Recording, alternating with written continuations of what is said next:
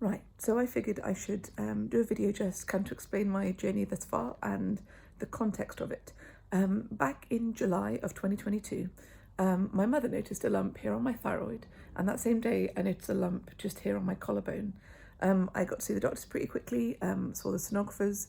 Long story short, I had a biopsy done on my thyroid and one on my lymph node. The one on my lymph node came back as confirming that I had Hodgkin's lymphoma. The one on my thyroid came back as indeterminate. So apparently 95% of biopsies can tell you yes or no, you have cancer. 5% of them say, I'm not sure.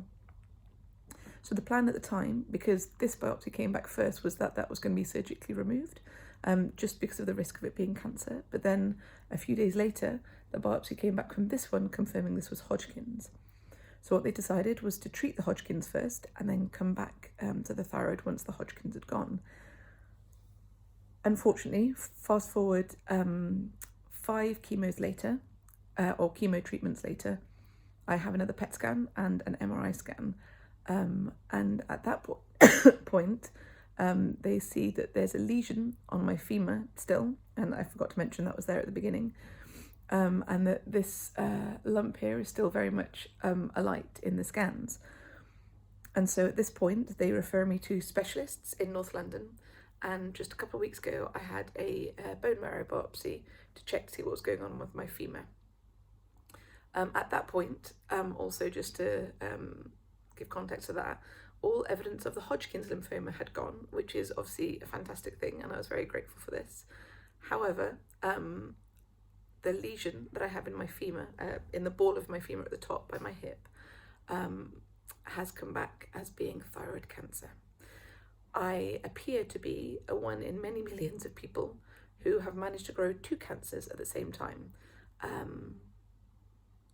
Suffice it to say, when I found this news out last Thursday, I was devastated. I just managed to get past having Hodgkin's lymphoma and was hoping that I was cancer-free, to now be put back to having a second cancer, and not only a second cancer, but a cancer that spread to my bones. The thyroid cancer, their plan is to do a total thyroidectomy, so remove all my thyroid and put me on lifelong medication. And then potentially at the moment, the plan is to remove the ball of the femur and replace it with metal. And so kind of like a hip replacement, as lots of older ladies have. That way, hopefully removing all the cancer. Good news and bad news.